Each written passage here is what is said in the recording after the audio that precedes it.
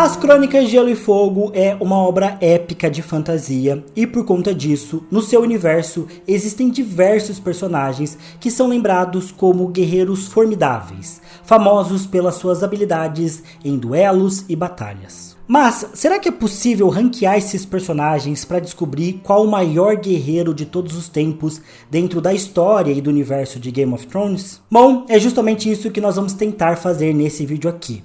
Eu sou o TH Magaldi e vem comigo. Beleza, estamos aqui com a nossa tier list e antes de tudo eu já preciso avisar que esse vídeo vai ser polêmico, beleza? Especialmente porque eu não vou seguir o que geralmente a maior parte da comunidade segue para elencar quem são os maiores guerreiros aí da história das Crônicas de Gelo e Fogo. E eu vou explicar o porquê. Bom, primeiro porque aqui eu vou tentar seguir esse ranking a partir dos feitos desses guerreiros. E vale comentar que nas crônicas a gente tem centenas de pessoas, de personagens que são citados como guerreiros, como cavaleiros e tudo mais. E obviamente não dá pra fazer um vídeo com todos esses personagens, ficaria um vídeo longuíssimo. Se vocês quiserem a gente pode fazer uma live no futuro, onde vocês vão poder colaborar junto com as ideias e tal. E aí a gente pode tentar pegar todos os principais guerreiros citados mesmo, os 100 guerreiros que sejam. Pra esse vídeo aqui eu escolhi 32. Eu escolhi tanto os guerreiros que são muito famosos pelos seus feitos, quanto alguns personagens que são mais conhecidos, justamente pra gente ter um pouquinho de padrão para poder fazer as comparações. Mas qual que é o problema que a gente tem com os personagens dentro das crônicas? Que a gente tem vários personagens que são citados como grandes cavaleiros, grandes guerreiros do seu tempo, que são incríveis, muito bons. A gente às vezes tem cenas de personagens dizendo que tal cavaleiro foi o melhor do seu tempo, foi muito incrível. Só que a gente nunca viu nada deles. A gente não vê eles sendo incríveis, a gente não tem nenhuma descrição deles sendo épicos e maravilhosos em batalhas. A gente só tem a fama deles. E eu acho que isso não serve muito bem como parâmetro pra gente dizer que esse cavaleiro foi incrível. Primeiro, porque nas crônicas o que a gente mais tem é pessoas sendo famosas por coisas que não fizeram, ou por histórias distorcidas. O exemplo disso é o próprio Ned Stark. As pessoas acham que o Ned Stark venceu o Sir Arthur Dayne num combate singular lá na Torre da Alegria, mas quando a gente vê as memórias do próprio Ned Stark, a gente sabe que não foi bem assim, que ele foi salvo pelo Rolland Reed, e que não foi uma batalha tão grandiosa assim, que talvez até o Rolland Reed tenha usado algum recurso meio sujo para vencer o Sir Arthur Dayne, mas a história ficou que o Ned Stark é um grande cavaleiro e que ele venceu o Sir Arthur Dayne, o que não é verdade exatamente da forma como aconteceu. Ao mesmo tempo a gente também sabe que depois o Ned Stark vai ser considerado um traidor do rei, porque ele não aprovou o Joffrey e ele queria dar um golpe no Joffrey, o que é mentira. O Ned Stark sabia que o Joffrey era bastardo, e não quis, na verdade, desrespeitar o legado do Robert e seguir a lei colocando o Stannis no trono, mas não é essa a verdade que vai ser propagada para o reino. Então, a gente sabe também que várias pessoas são elencadas na guarda real e são colocadas em postos de poder por questões de interesses políticos ou privilégios. A Cersei coloca várias pessoas na guarda real do Joffrey e do Tommen porque são pessoas que vão ser manipuladas por ela. A gente sabe que o rei Aegon IV também elencava pessoas para a guarda real e para postos de poder simplesmente porque bajulavam ele. Então, guarda real, por exemplo, não é um bom critério porque nem sempre ela é por mérito. Eu diria até que 50% das vezes as pessoas não foram colocadas lá por mérito e sim por interesses políticos ou de bajulação dos reis que estavam no poder. E claro, vários personagens são citados como grandes cavaleiros por alguns feitos, especialmente em torneios, dizendo que eles eram ótimos em justas, em combates corpo a corpo, que eles ganharam vários torneios. Mas assim, será que uma grande vitória em um torneio, ou uma grande participação em um torneio não vale menos do que um grande momento em batalha, por exemplo, onde as coisas estão pra valer? Eu acho que feitos em batalha, por exemplo, valem muito mais do que feitos em torneio, Então, eu acho que precisa parametrizar assim, esses critérios para a gente ter uma visão mais racional, por assim dizer, de quais são esses melhores guerreiros aí das crônicas. É isso, já ganhei um monte de hate só aqui. Então eu fiz aqui essa tier list com essas 5 prateleiras, lendário, elite, melhores que a maioria, bastante competentes e não são bons como você pensa, justamente pra gente tentar ter essa visão mais clara sobre esses personagens e discutir realmente se existem feitos nas crônicas o suficiente pra gente considerar eles tão bons ou não. E claro, nada que eu tô falando aqui é uma verdade absoluta, eu sou o grande conhecedor das crônicas, você tem todo o direito de discordar e de ter outra opinião. Aqui eu só quero, mais do que cravar que esses caras são melhores uns dos que os outros, eu quero abrir essa discussão sobre os feitos que a gente tem realmente deles descritos nas crônicas. E, obviamente, como a obra do George R. R. Martin é tão extensa, pode ser que eu esteja deixando passar também alguns feitos e até sendo injusto com alguns personagens, então eles também podem ficar aí abertos para me corrigir nos comentários. E um último detalhe, realmente, antes da gente começar, é que vale lembrar que todos esses personagens que estão aqui, incluindo outros que eu não coloquei aqui, são todos muito bons em combate, né? Acho que se tem alguma citação deles nas crônicas, é que, de um modo geral, ele já era o melhor do que a maioria do reino, né? Então, enfim, também é importante lembrar isso, que não é porque eles não são tão bons quanto você pensa, que eu vou colocar aqui na prateleira mais de baixo, que eles são inúteis em batalha, né? De um modo geral, a maior parte dos que são citados como bons guerreiros nas crônicas, de fato, são muito melhores do que a média. Mas eu já vou tentar começar essa tier list colocando o Jon Snow aqui no não são tão bons quanto você pensa, justamente para explicar essa categoria. O Jon é um dos que sofre por dois problemas, assim, da galera achar que ele é muito bom. Primeiro porque ele é um personagem que todo mundo gosta, então, obviamente, ele já recebe mais amor aí dos fãs. Inclusive, é um dos meus 2 personagens favoritos, 3 personagens favoritos das crônicas, então gosto muito do Jon Snow. Mas ele tem 2 problemas. O primeiro é que a série faz parecer que ele é muito melhor do que ele é. E não dá pra levar a série tão em consideração, porque a gente precisa lembrar que a série muitas vezes tem o objetivo de fazer cenas legais, fazer cenas boas. Enquanto a obra original tende a ser um pouco mais coerente com as habilidades, com a história dos personagens. A série muitas vezes só quer trazer cenas massas pra viralizarem, pra agradar os fãs, né? Cenas de ação pro episódio ficar mais empolgante. E o Jon Snow tem várias dessas cenas, né? Tem vários momentos de batalha, como por exemplo até todo o ataque a Castelo Negro, em que a gente vê o Jon lutando contra vários personagens, ele é muito bom, sendo que nos livros, por exemplo, ele passou a grande maior parte ali do cerco de Castelo Negro e da muralha contra os selvagens, lutando com arco e flecha. Então, ele nem lutou tanto de espada na mão nessa batalha. E na série é ele ali, nossa, acabando com todo mundo, destroçando. E o Jon tem outro critério até nos livros que a gente percebe, é que o Jon é um cara que foi treinado em combate desde muito cedo, como a maior parte dos nobres. Ele vai para a Patrulha da Noite, onde ele é assim muito melhor do que quase todo mundo que tá lá, né? Ele é melhor do que 95% das pessoas que estão na Patrulha da Noite. Então o Jon é muito bom em batalha. Não exatamente, o ponto todo é que a maior parte das pessoas, né, 95% das pessoas que estão na Patrulha da Noite são plebeus que nunca tinham pego numa espada antes de irem pra Patrulha da Noite e que foram lá obrigados ou porque cometeram algum tipo de delito, né, e acabaram tendo que ir pra patrulha. Não eram pessoas que estavam no mesmo nível do Jon para que ele pudesse comparar suas habilidades. Então o Jon é claramente muito melhor que todo mundo e a gente tem até uma cena no primeiro livro no qual um dos homens da Patrulha da Noite, que sempre me foge o nome, acho que é o Bowen Marsh, diz pro Jon justamente isso: você foi treinado desde sempre para ser um guerreiro, você teve um mestre de armas, um antigo cavaleiro que te treinou desde que você tinha 6 anos. As galera que você tá batendo aqui, eles não têm nada disso.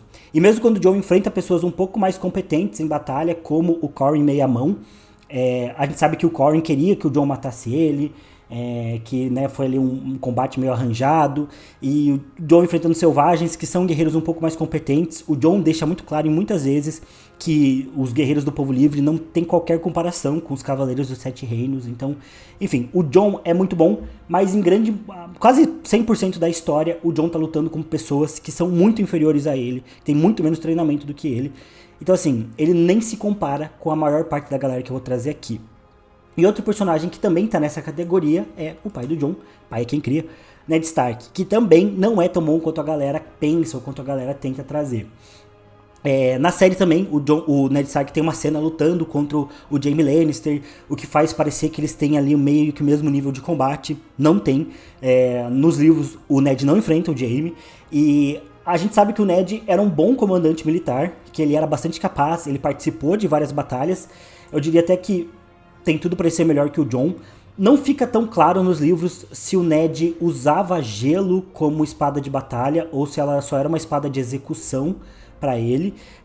Provavelmente a gelo daria uma vantagem pro Ned na maior parte dos combates, mas isso não fica muito claro se ele usava ela ou não em batalha. Me corrija se eu estiver errado, se tiver algum trecho que cite especificamente que o Ned Stark usava ela em batalha. Então, assim, Ele tinha gelo, isso poderia ser uma vantagem, mas de modo geral, acredito que o Ned Stark costumava lutar com uma espada normal. Até a falta de menções dele lutando com a gelo dá a entender que ele lutava com uma espada normal, até porque ele não era grande o suficiente para ficar portando uma espada de 2 mãos, né, durante todas as batalhas. Ele era um comandante militar competente, ele ajudou na rebelião do Robert e lutou em várias batalhas importantes, lutou na Torre da Alegria e sobreviveu, que querendo ou não já é um bom feito.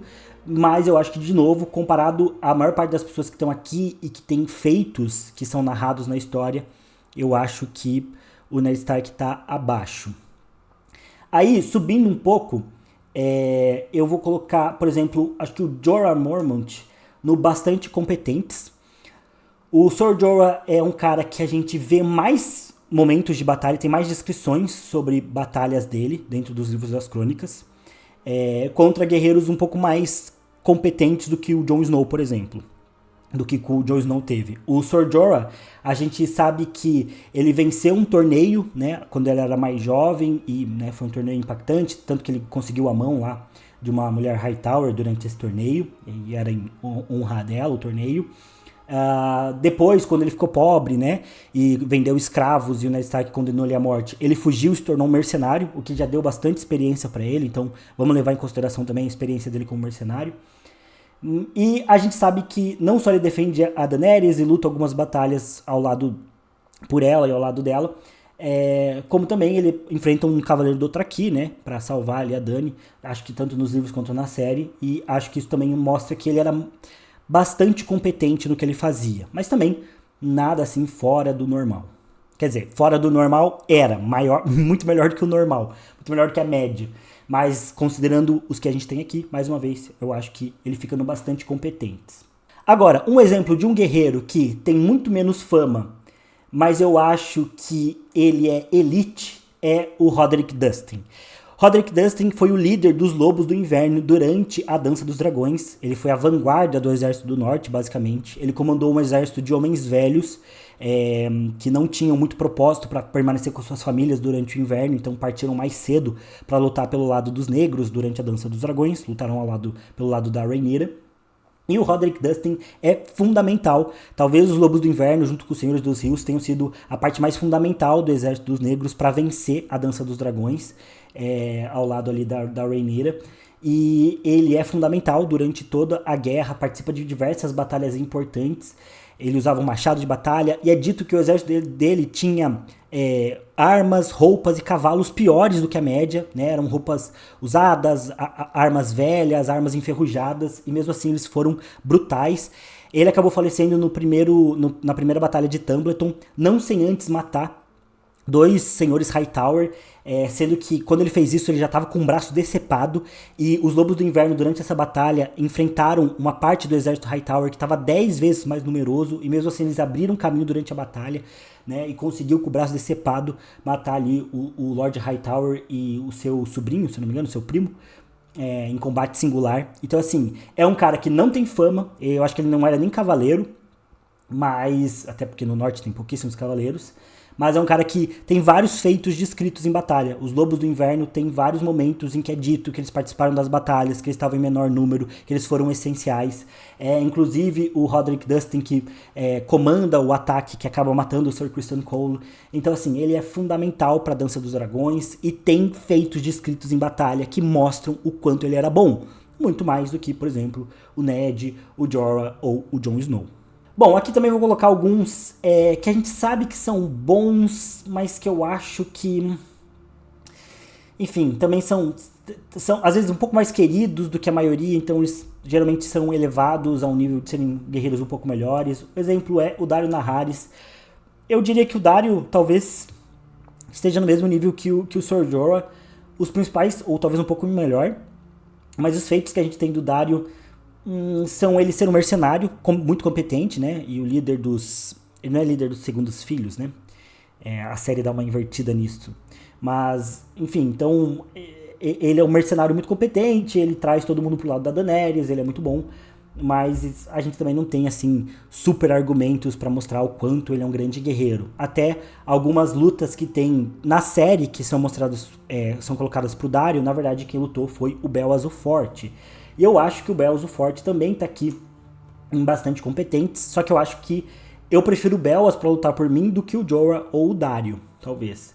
O Belwas é um antigo gladiador das arenas de Meereen, e ele é um cara que venceu venceu dezenas e dezenas de batalhas, e ele sempre deixava que os seus inimigos fizessem um corte neles antes dele ir lá e acabar com os adversários. Ele luta pela Daenerys, né? Vence o campeão de Yunkai, se eu não me engano, ou de Meereen. De novo, a obra do Martin é muito extensa, às vezes é difícil de lembrar todos os detalhes. Mas ele vence o campeão, e depois de vencer o campeão, ele tira as calças e caga na frente das muralhas da cidade, para mostrar que ele tava nem aí pros escravagistas. E ele acaba se tornando o principal, junto com o Sir Barristan Selmy, né, o principal guarda ali da Daenerys nos livros. E ele é muito competente. É um cara que tem um tamanho monstruoso, tanto que ele sobrevive a comer os gafanhotos envenenados, porque ele tem uma constituição física um pouco mais avantajada. Então, assim, o Belwas, a gente sabe tanto que ele venceu diversas lutas nas arenas de Meereen, o que beleza, como o Sir Barristan Selmy diz, um gladiador não é um cavaleiro tende a valer mais, então talvez fosse um argumento a favor do Sir Jorah, mas a gente vê em vários momentos, né, o Belwas lutando, e pelo tamanho dele, eu acho que seria uma batalha bem equilibrada entre Belwas, Daario e Jorah, mas hoje eu sou mais inclinado a ir pro lado do Belwas. Sem contar que ele é um cara, assim, que já é mais velho e sobreviveu muito tempo como um gladiador, e ser escravo, né, não é fácil, então tem que considerar também que ele vem de uma posição de bem mais desvantagem que o Jorah e o Daario, e mesmo assim tá vivo ali numa posição parecida com eles, então por isso eu vou dar esse voto pro Daario. Outro personagem que a gente sabe que é muito bom, mas que eu acho que, de novo, não tem tantos feitos assim pra gente colocar ele. Os fãs, de modo geral, gostam muito dele e colocam ele sempre como um grande guerreiro, mas quando a gente pega na prática, os livros não tem tantos feitos assim pra gente colocar que ele é tão bom. É o Areo Hotah. Eu também vou colocar ele como bastante competente. Talvez eu suba ele pra melhores do que a maioria, mas a única coisa que a gente vê o Areo Hotah, ele é o guarda do príncipe de Dorne, né, do Doran Martell. A única coisa que a gente vê o Areo Hotah fazendo é matar o Sir Aerys Oakheart, né, o membro da Guarda Real e amante da Arianne Martell, durante ali a tentativa que a Arianne faz de golpe para tentar coroar a princesa Myrcella. E basicamente é isso, sabe? Depois a gente não tem muitos mais feitos do passado dele pra dizer que ele é tão bom, ou feitos dentro dos livros pra justificar, assim, dizer que ele é elite ou lendário. Eu acho que ele é bastante competente, ele é um guarda ali de Dorne, o principal guarda do Doran Martell, mas é isso. Não acho que vai muito além de ser realmente muito competente. Lembrando que, mais uma vez, todos os caras que estão aqui, né, todas as pessoas que estão aqui, são já muito boas, já são melhores do que a maioria dos guerreiros de Westeros, mas entre esses 32 eu acho que ele é bastante competente. Bom, e pra gente já abrir essa prateleira de melhores do que a maioria dentro desses 32, eu vou colocar nessa prateleira Oberyn Martell, Gregor Clegane e Syrio Forel. Talvez o Syrio aqui. O Syrio, ele foi a primeira espada de bravos, o que, como espadachim, é muita coisa e, né, tem muita fama essa posição, mas é um cara que também a gente vê ele falando muito sobre ser muito bom, e a galera gosta muito dele porque ele treina a área, enfim, ele é um personagem muito simpático, né, carismático, e aí a galera também acaba gostando muito dele, mas de novo, é um personagem que a gente não vê ele tendo grandes feitos. Ele enfrenta lá os Lannisters e até um membro da Guarda Real com uma espada de madeira, mas tudo indica que ele morreu nessa batalha. Então, assim, não acho que é um grande mérito da parte dele, né? E também não sei o quanto que os guardas Lannisters eram tão competentes assim. De novo, né? Aquela questão de Syrio Forel, um guerreiro super experiente, enfrentando um guarda Lannister qualquer. Né? Também não sei o quanto que essa comparação vale tanto. Mas eu acho que ele é bastante competente. Só que assim, será? Se você pudesse escolher o Areo Hotah e o Syrio Forel, quem que você escolheria pra lutar por você? Eu acho que eu iria no Areo Hotah, de um modo geral. Mas daria uma discussãozinha boa com o Syrio, né? Ambos, né, guerreiros de Essos. Inclusive aqui, ó, 4 guerreiros de Essos estão aqui, né? Não sei, eu acho que o Círio talvez seja um pouco melhor do que o Aryo, por ser um cara, né, com estilo de luta um pouco diferente, um cara rápido, um dançarino das águas.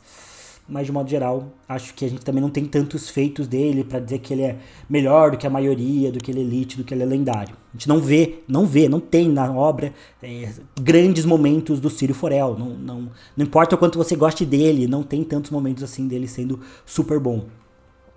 Agora, Oberyn Martell e o Montanha são exemplos curiosos. Primeiro, assim, eu tenho uma opinião muito mais favorável do Montanha. Eu quase coloco o Montanha no Elite. Ah, mas o Montanha perdeu do Oberyn Martell. Bom, vamos falar sobre Oberyn Martell. Ele é um cara que é muito mais famoso por usar veneno do que por ser realmente bom. A gente sabe que o Oberyn teve sucesso lutando em justas, inclusive ele deixa aleijado o herdeiro lá da casa Tyrell, embora depois os dois tenham ficado amigos e meio que tenha sido um acidente. Mas a gente sabe que o Oberyn tem alguns sucessos em justas. O Oberyn também lutou por muito tempo como mercenário nas terras disputadas, o que, assim como o Jorah, acho que eleva um pouco o status dele.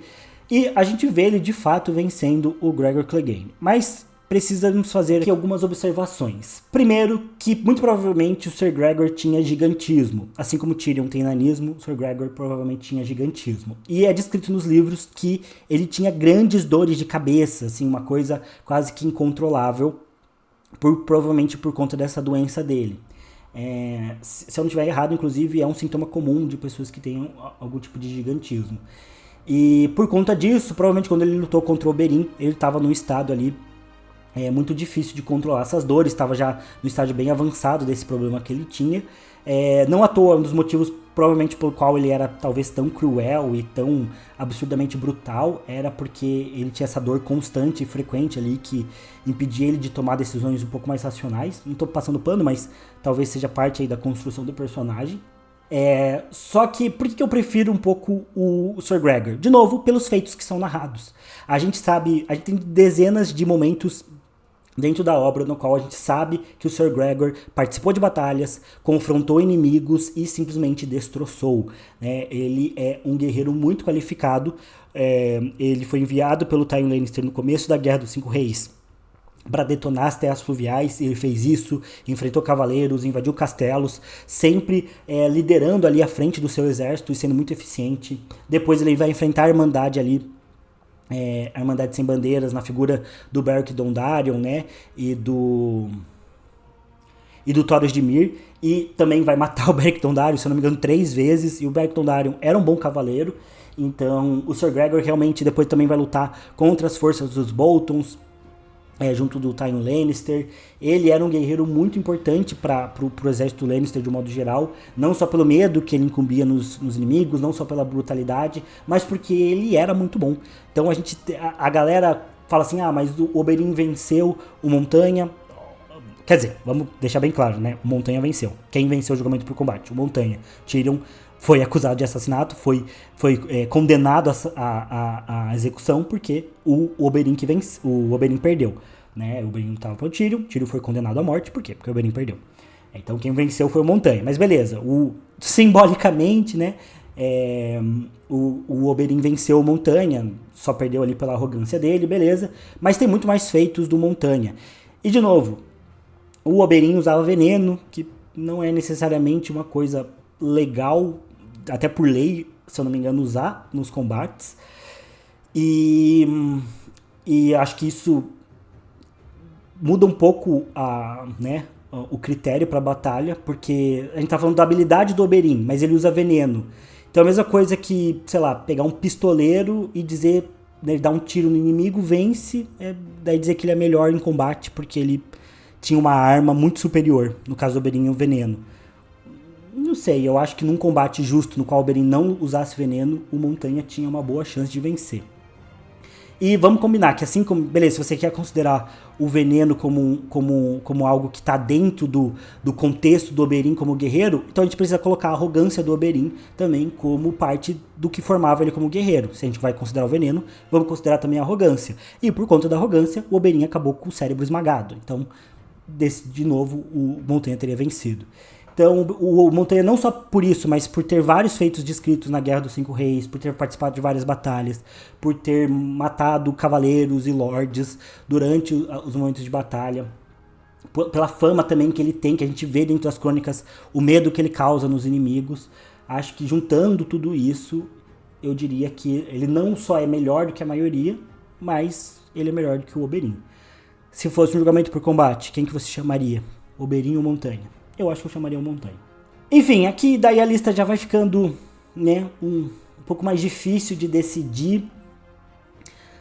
Sandor Clegane acho que também entra aqui pelos mesmos motivos do Montanha. Primeiro porque eles têm uma certa equivalência, né? Eles têm um breve momento de combate durante o Torneio da Mão do Rei, lá no primeiro livro. Já tem essa antecipação de que eles são meio equivalentes. E acho que eles têm o mesmo tipo de estilo de combate até. Ambos conseguem enfrentar vários guerreiros ao mesmo tempo. Ambos causam muito medo nos seus adversários. Lembrando que o Cão de Caça também não só tem os momentos dele de luta durante a Guerra dos Cinco Reis, andando com a Arya por Westeros, como ele também participa da Batalha do Água Negra e tem ali um papel bem importante. Quando ele debanda da batalha, ele acaba causando um grande problema ali pro exército Lannister, porque ele era o principal capitão ali durante a frente de batalha. Então isso obriga o Tyrion a tomar uma outra postura. E enfim, ele era um guerreiro muito eficiente, um matador muito eficiente. Acho que os três estão realmente numa boa posição aqui como melhores que a maioria. Bom, também vou colocar aqui em melhores que a maioria o Garland Tyrell e o Loras Tyrell. Nem sei se vai ficar aqui melhores que a maioria.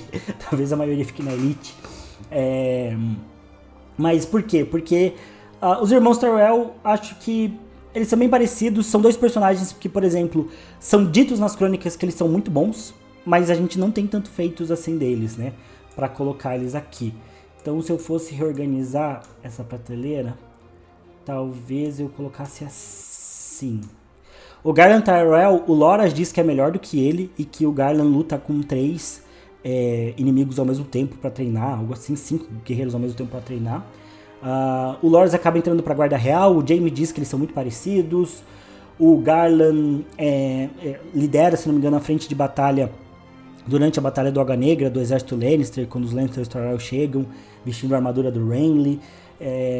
Então a gente tem alguns feitos de batalha deles, a gente sabe que eles são bons cavaleiros, mas é aquela coisa também que não chega a ser super convincente. De novo, o Roderick Dustin tem muito mais feitos descritos do que qualquer um desses, né?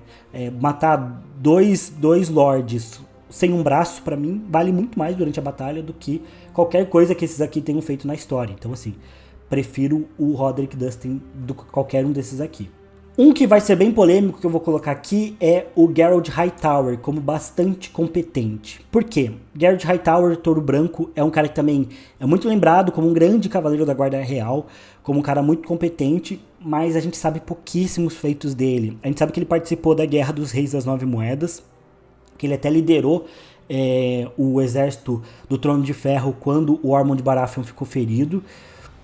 Mas assim, a gente não tem nenhum feito grandioso dele descrito, né? Ele morreu também na Torre da Alegria, o que, de certa forma, não vale também como feito, nem como demérito, nem como mérito, porque estava em desvantagem.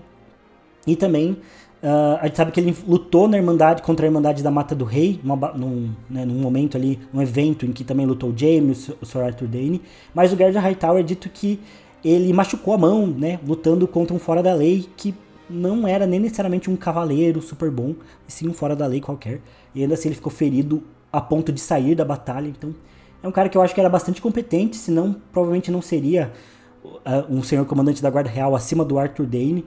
Mas é um que a gente tem pouquíssimo feito para justificar ele ser um cara tão famoso, né? Aqui no bastante competente também vou colocar o Victarion Greyjoy, talvez aqui. A gente tem mais feitos de batalha do Victarion, a gente sabe que ele lutou de uma forma excelente, tanto na primeira rebelião Greyjoy, quanto na segunda rebelião Greyjoy, durante a Guerra dos Cinco Reis. Ele tá indo pra Meereen também, pra tomar Daenerys como esposa. Ele é um cara bastante brutal, a forma dele lutar com o machado também é bastante lendária, ele causa um certo medo também nos seus inimigos. Mas, de novo, é um cara que eu acho que não tem assim feitos tão grandes, talvez mais do que o Ciri e do que o Areo Rotar. Talvez até mais do que o Geralt Hightower.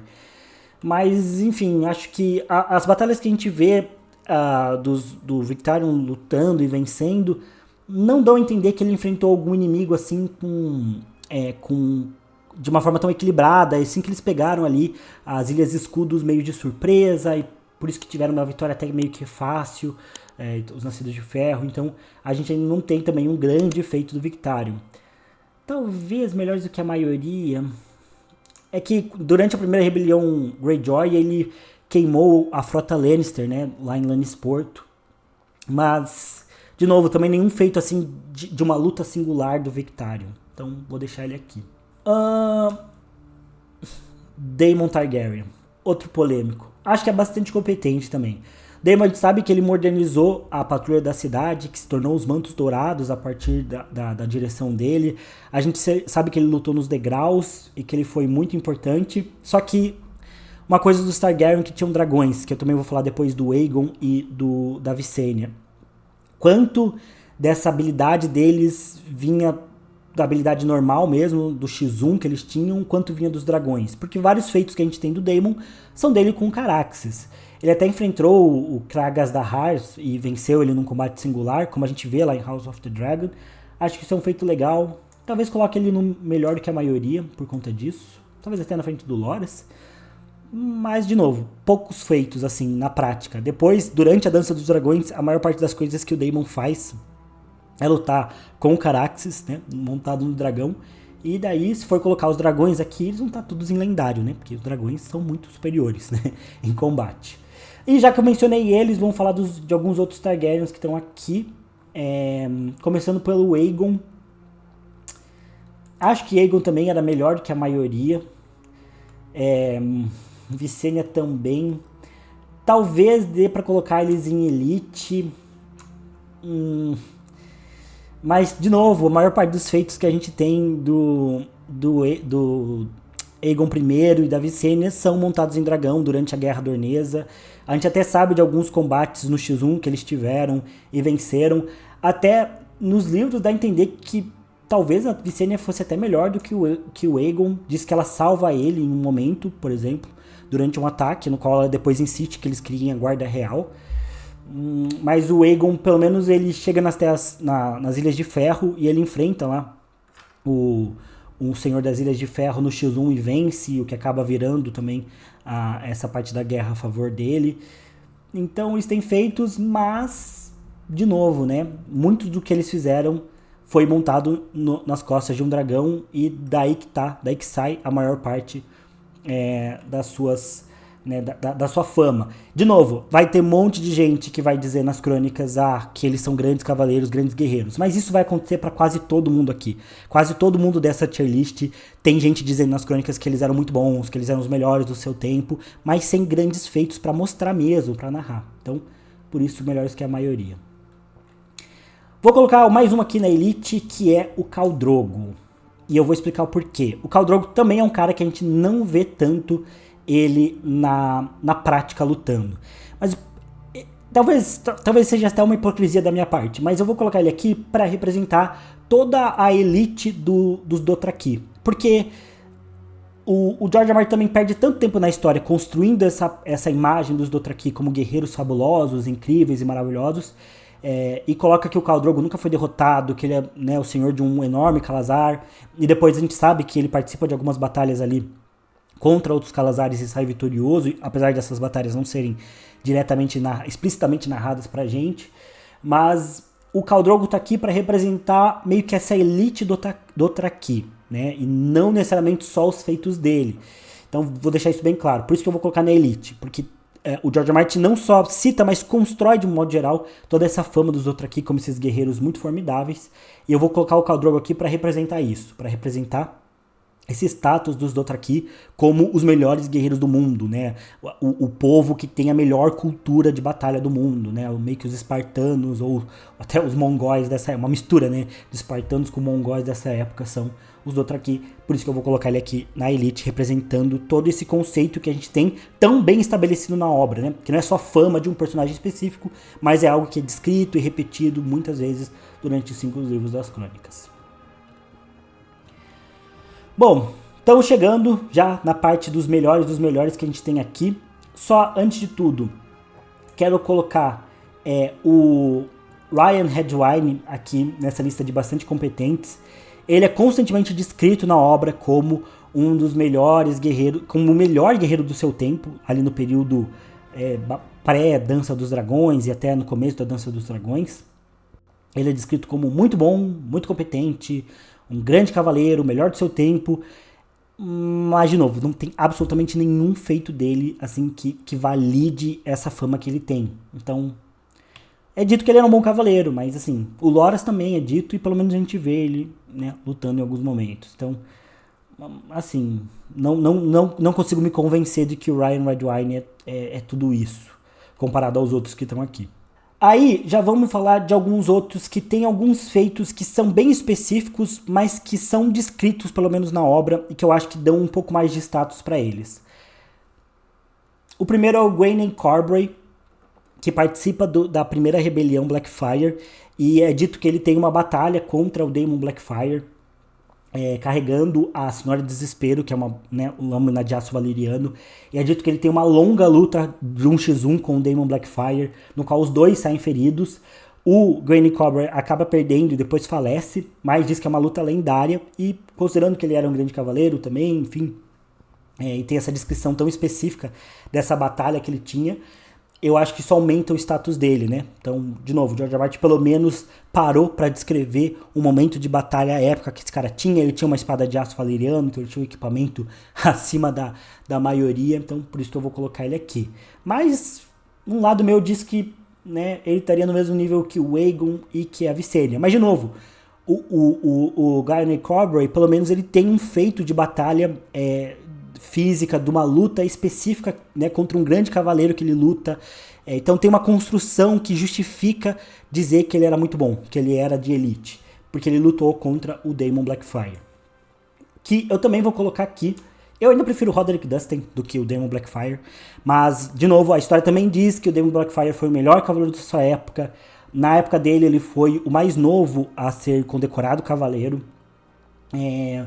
Ele tinha uma habilidade de batalha também muito acima da média. Ele luta com o Sir Corbray nessa batalha épica. Ele portava Blackfyre e todo mundo via ele como um padrão de cavaleiro ideal. Mas também é um cara que carece de feitos, de modo geral, né? É um cara que carece de descrições, de momentos em que ele lutou pra se provar tão bom. Porque todo mundo diz assim, beleza, o Daemon Blackfyre era o melhor da sua época. Mas por quê? O que ele fez pra todo mundo considerar ele o melhor da sua época? Foi vencer os torneios e se tornar o mais jovem a ser decorado cavaleiro? Beleza, acho que justifica ele estar aqui na elite. Mas ainda prefiro o Roderick Dustin. Lutar sem um braço? Não, isso aí pra mim tá muito acima. Bom, chegando aqui na parte final, tá ficando só os bons mesmo, né? Ainda falando em Rebelião Blackfyre, também vou colocar aqui Quentyn Ball, o Bola de Fogo, sou eu, Bola de Fogo, que foi o cara que treinou vários bastardos, inclusive o Daemon Blackfyre, e foi um cara que foi essencial para a rebelião. Ele convence o Daemon Blackfyre a se rebelar, depois salva ele de ser preso lá na Fortaleza Vermelha, participa de batalhas. Ele é um cara que a gente tem vários feitos narrados, não só ter treinado os bastardos que depois se tornaram bons combatentes e bons guerreiros, como o próprio Daemon, como também ter vencido o Lord Lefford lá em Lannisporto, então liderou um combate em Lannisporto, venceu o cara no X1, depois matou todos os filhos da Senhora Penrose, em mais uma descrição de combate singular. Então o Quentyn Ball, Bola de Fogo, é um exemplo de cara que tem a fama na história de ser muito bom e que a gente tem descrição de feitos deles. Então, até em honra a isso, eu vou colocar ele aqui na frente do Roderick Dustin. Porque ele tem a fama de ser muito bom e a gente tem feitos dele sendo descritos. Bom, agora aqui, outros dois personagens que eu vou colocar aqui na elite e que vai ser polêmico. Vai ser polêmico. Vou colocar Sir Jaime Lannister e Brienne de Tarth. Por dois motivos específicos. O Jaime também, ele foi o cavaleiro mais novo a ser nomeado membro da Guarda Real, se eu não me engano. Provavelmente foi também um dos cavaleiros mais jovens aí da história. Com 13 anos ele já tinha vencido o torneio no corpo a corpo. Com 15 anos ele já estava lutando na Irmandade da Mata do Rei junto do Sir Arthur Dayne e teve um desempenho épico, tanto que foi nomeado cavaleiro nessa situação. É um cara que tem muita fama. Talvez vou até colocar ele aqui no topo da elite. É um cara que a gente tem feitos narrados também, não só dos torneios, né, que várias vezes ele se mostrou muito competente em torneios, como também ele lutou na Guerra dos Cinco Reis e teve uma participação importante lá no começo, arrasando as terras fluviais, vencendo batalhas. Na batalha que ele perdeu e é capturado, ele mata 3 lords antes de ser capturado num X1. Então o Jaime tem essa descrição. Só que eu acho que o Jaime, infelizmente, talvez ele tinha tudo para ser o maior guerreiro da história das crônicas, mas ele perde a mão.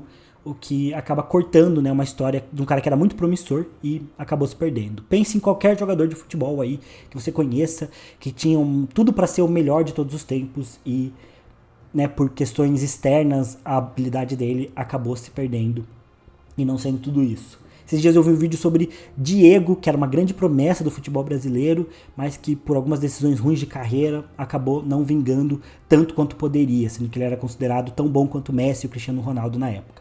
É mais ou menos essa a pira do Jaime, na minha opinião. E a Brienne tá aqui porque, assim, tem uma fala do George R. R. Martin que diz que se ele tivesse que escolher alguém para ser o campeão dele num julgamento por combate, ele escolheria o Sir Arthur Dayne, que se estivesse vivo, o Jaime Lannister, se tivesse a mão, ou Brienne de Tarth. Né? Então, ele fala assim, como o Arthur Dayne tá morto e o Jaime tá sem a mão, eu escolho a Brienne. O que já mostra que a Brienne tem algo que se equiparar ao Jaime e ao Arthur Dayne, pelo menos na mente do George R. R. Martin, que criou tudo isso. Só que a Brienne, a gente também vê ela lutando nas crônicas.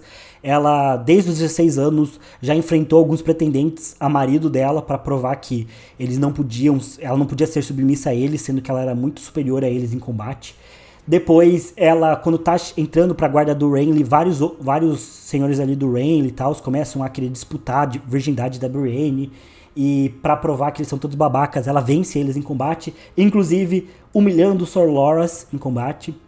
O que ela acaba recebendo como recompensa, ser membro da Guarda Real do Renly, da Guarda Arco-Íris dele. E depois a gente vê a Brienne cavalgando pelas terras fluviais e pelo Westeros devastada. E a gente vê o momento dela lutando. E o que eu acho mais legal, a gente vê como a Brienne pensa durante uma luta. Eu acho épico. Acho que minha batalha favorita das Crônicas de Gelo e Fogo, minha luta favorita é a da Brienne contra o Dentadas e o cara fingindo lá ser o cão de caça. E eu acho que, assim como o Jaime, a Brienne tem ainda o potencial de ser muito mais, de ter mais cenas dela lutando, de ter mais momentos épicos, e ela não perdeu a mão, então ela pode alcançar esse potencial, diferente do Jaime, que infelizmente perdeu a sua mão. Bom, e agora que a gente vai estar falando, assim, quase que da elite. Eu vou colocar o Rhaegar Targaryen como melhor do que a maioria. É um outro cara que, assim, de novo, assim como vários do que a gente tem aqui, é dito que o Rhaegar era um ótimo cavaleiro, que ele era muito bom, que ele era incrível, que ele vencia a justa de uma forma épica e tudo mais. Vários dos que estão aqui também tem essa descrição, mas quais são os feitos que a gente sabe dele mesmo? A gente sabe que ele vence o torneio de Harrenhal, a gente sabe que ele era um guerreiro muito competente, muito melhor que a maioria, que quando ele se dedicava a algo, ele sempre se tornava excelente naquilo que ele fazia. Então a gente sabe que ele era um ótimo guerreiro. Mas quando chegou a hora de mostrar para que veio o Rhaegar Targaryen, príncipe de Pedra do Dragão, né, e considerado o último dragão, na verdade se tornou um prego e levou a martelada do Robert. Então assim, pra mim é isso, o resumo. Ele era muito bom, né, assim como todos os outros, essa historinha melhor que a maioria, mas quando chegou na hora do vamos ver, ele levou a martelada. Agora, ele tá aqui no Melhores que a Maioria, porque ele deu muito trabalho pro Robert. Diz que o Robert saiu muito ferido também do combate e tal, então ele lutou até certo ponto de igual para igual pro Robert, então acho que isso também dá para se considerar, mas ele perdeu, né, e perdeu de jeito épico, e também foi um cara arrogante, um cara que não soube avaliar direito a situação na qual ele estava se metendo. Acho que também tudo isso tira pontos dele, e também acho que eu colocaria atrás do Montanha, talvez atrás do Cão de Caça, vou deixar ele aqui. E vou deixar o Daemon aqui também, que eu acho que o Daemon também tem mais feitos que o Garland, que o Oberyn e que o Loras. Agora vamos pra... Estamos chegando no lendário, né? Estamos chegando no lendário. Infelizmente, como o vídeo vai ficando longo, né? Talvez a gente fale menos dessa galera que é lendária do que a galera que não são tão bons quanto todo mundo pensa. Mas eu tô pensando em colocar todos eles aqui. Acho que sim. Bom, vou colocar o Ser Duncan o Alto como lendário. É um cara que, de certa forma, para a maior parte dos fãs, ele tá atrás do Jaime, tá atrás do Daemon Blackfyre, enfim, fica atrás de Quentin Ball, fica atrás de Ryan Redwine. Mas eu acho que o Duncan é um cara que a gente tem exemplo de muitos feitos sendo narrados na história. Né? Assim como o Quentin Ball que eu falei, todo mundo lembra dele como um grande cavaleiro e tem feitos dele. Tem 3 contos do Cavaleiro Sete Reinos que narram momentos que o Ser Duncan é muito imponente em combate, né, durante os conflitos.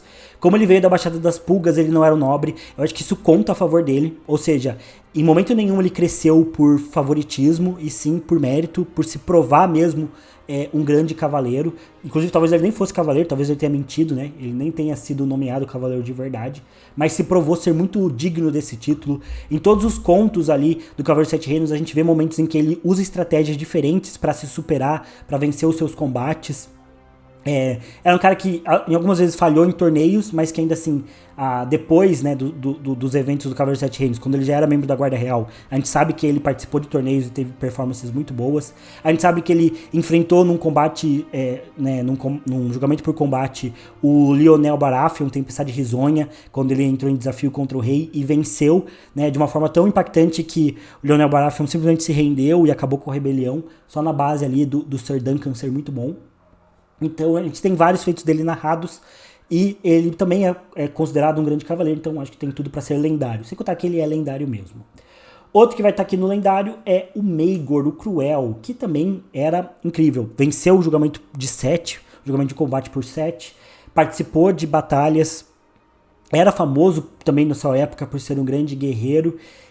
Tinha o Balerion, montava o Balerion, que também, né, ajudou ele a causar medo na galera, mas é um cara que realmente não arredava o pé dos combates, tem essa fama de ser um cavaleiro muito poderoso, portava Blackfyre. Acho que eu prefiro o Ser Duncan do que ele, mas acho que é uma preferência bem pessoal, mas acho que o Maegor merece estar aqui, também porque tem feitos.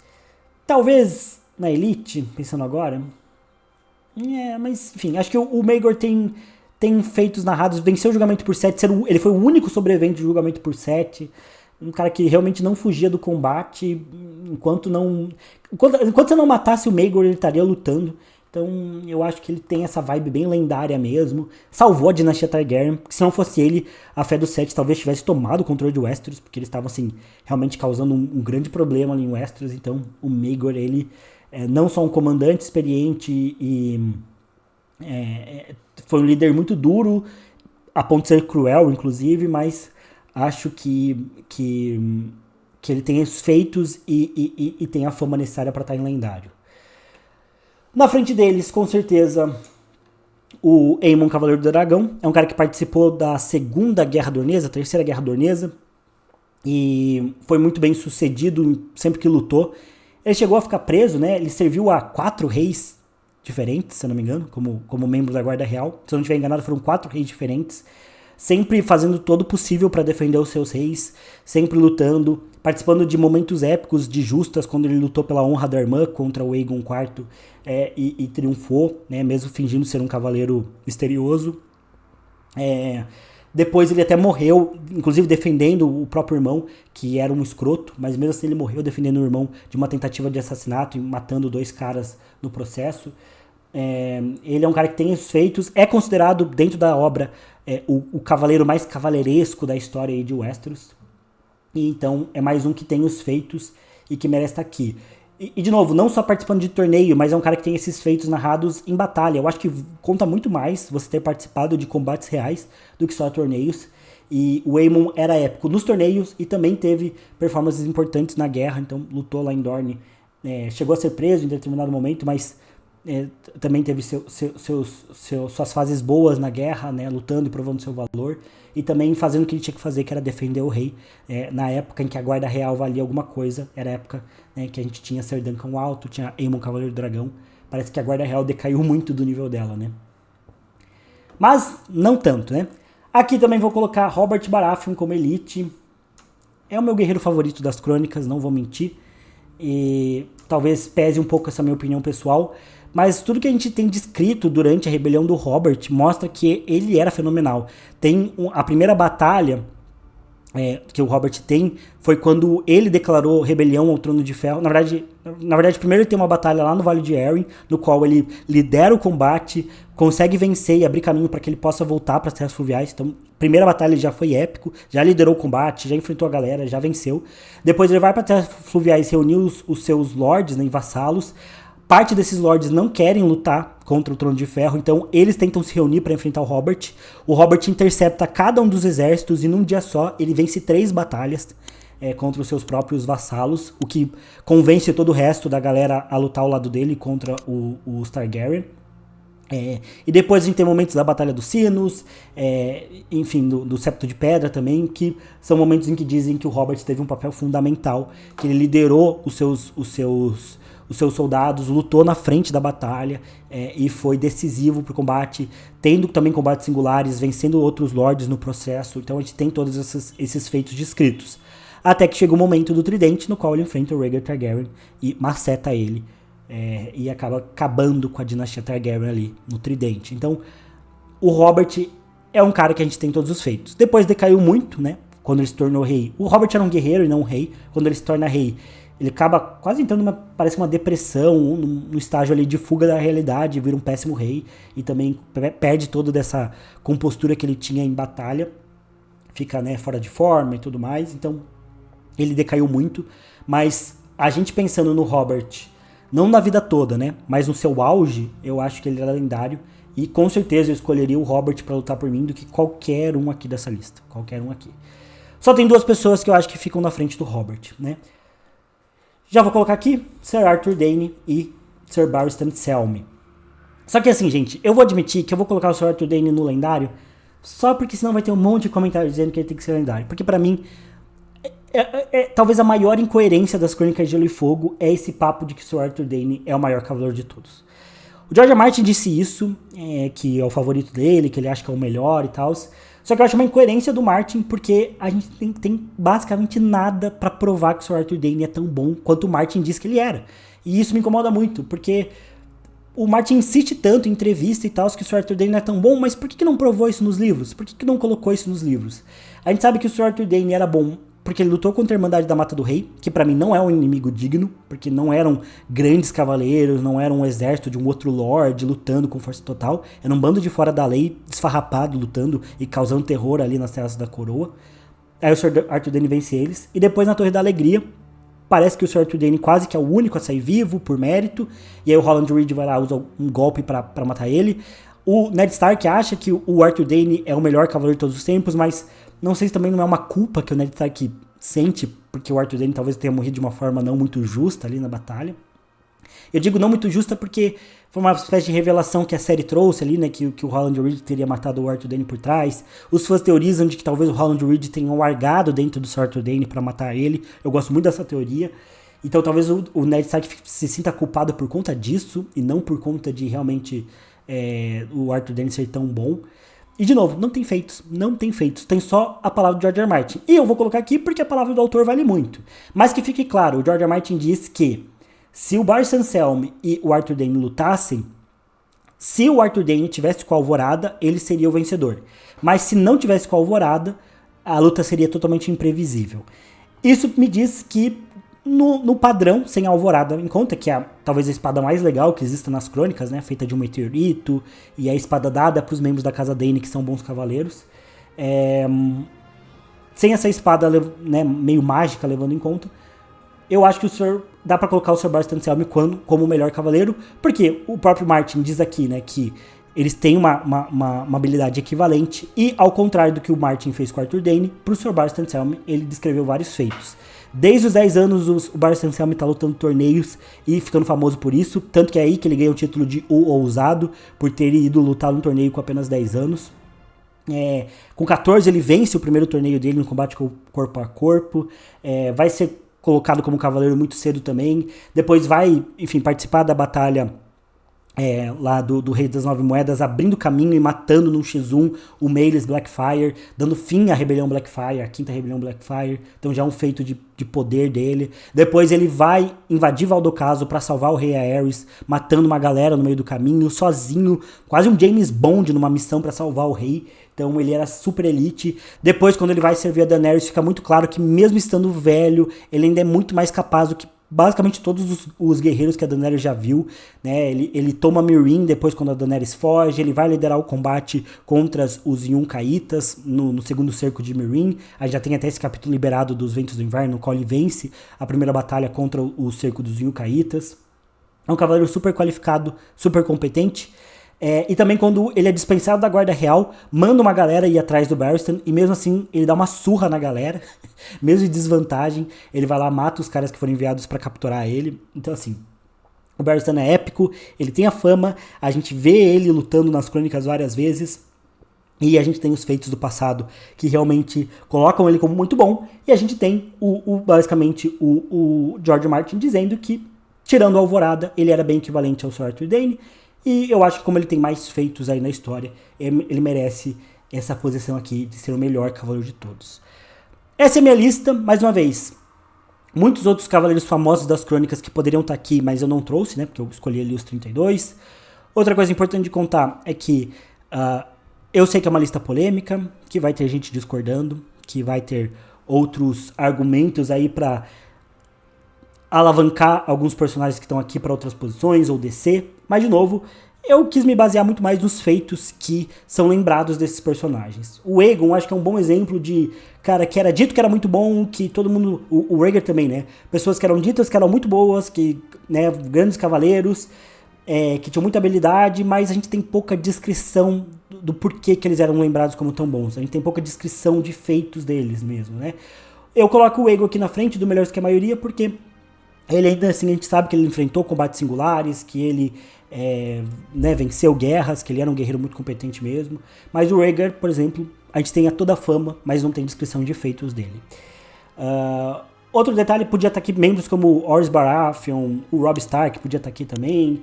Mas enfim, eu acho que já dá pra ter uma noção do meu argumento com essa lista aqui. Então é isso, amigos, no vídeo de hoje fica por aqui. Deixem nos comentários o que vocês acham sobre essa minha tier list, se vocês discordam, se vocês concordam, se tem algum personagem aí que vocês são muito fãs, que eu rebaixei na playlist, se faltou algum, se vocês acham que vale a pena fazer uma live tentando ranquear de fato todos os guerreiros das crônicas.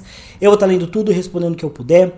Não se esqueçam também de serem membros do canal ou entrarem lá no Apoia-se para apoiar a gente. Tem sorteios, tem grupo do WhatsApp exclusivo.